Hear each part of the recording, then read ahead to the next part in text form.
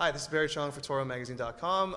We're here in the dungeon of the Randolph Theatre for the Toronto Sketch Comedy Festival, and we are with comedian, writer, director, actor Bruce McCullough.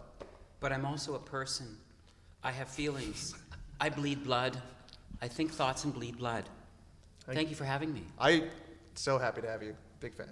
Big fan. So you're here with your show, Young Drunk Punk. Yeah. How much of this was like an enterprise of nostalgia? Was it like something you're like, this is a really good story, I just really want to tell it to somebody? Well, I just sort of started writing stories about my life for a couple magazines, a couple things for Globe and Mail and some magazines out west. And I just sort of, as we always try to do, try to make sense of my life. And I was kind of like, I was there and now I'm, I have these two kids and I wear pajamas all day long in the Hollywood Hills. And sort of, how did I get here, Mummy? So it's a little bit about me, but of course it's stand-up and it's about people in the audience and just weird pop culture things and stuff as well. Like I was watching an interview with Conan O'Brien. He says, there's always these like 6 or 7 moves when you're a writer that you can always fall back on, but it's really hard to innovate and create a new gag or a joke. Right. Do you feel the same way about that? Yeah, I mean, it's funny, I was sort of teaching some stuff at Humber. Yeah, right, I was teaching. And I don't know so much the concepts of comedy and writing. Like, I sort of know that there's certain places that I know where to go, and I have a certain style of my thing, and I go, am I just doing my thing again? That weird line that just sort of lilts there or something. But I don't know as much as Conan. You just don't have that sort of technical process. You just sort of, it's more intuitive. Yeah, well, and one of the things, like I understand to talk about story because I've done a lot of sort of pilots for television or whatever, and even writing or working on movies.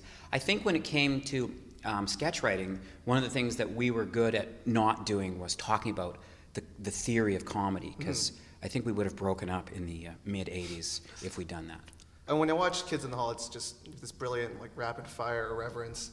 And was that you guys just were you working in rooms all the time just trying to make each other laugh, and like that's where scripts would come? Well, no, people always want to think that you had fun writing the thing, but I've always been a guy who gets up early in the morning and sort of writes some ideas and writes my ideas down and then presents them, and then we bounce them around. So, we were actually talking, I was talking to Mark and Scott because we had dinner last night, and he's saying, we should write our next thing all together, and it's like, I don't think we've ever written anything all together. So we do both. Even something like Death Comes to Town was like, it was sectioned off?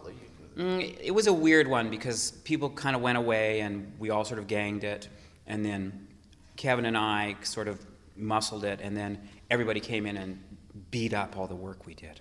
Is music still informing your work? As like punk and new wave might have in the 80s or 90s? It doesn't inform my new work. I mean, I always think, what is the music of that thing I'm working on? The show tonight has, Brian Conley from Shadowy Man was our house band, as they didn't like to be called, for Kids in the Hall. He's playing live with me, so we actually do a couple kind of musical pieces. But yeah, I always think about what is the music of any show I'm working on or anything I'm working on. Like in tonight's show, is the music, it's just going to be sort of like your monologues in some of your albums? Would it be a sort of a back piece? Yeah, more like that. It's not like, wow, I really like The National, so I'm going to write stuff about The National. You know what I mean? Yeah.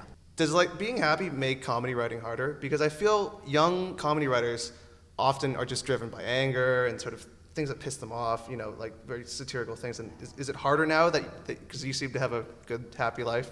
No, because talking about punk of the show, the punk is the spirit that I still have, like the world doesn't have to be the way it is. It's not literally punk. And I still feel like an outsider, in a sense, in the world. So I think that spirit, for whatever reason, will never leave my body. Okay, Bruce McCullough, thank you so much. Appreciate it. Check it out. Well, check it out.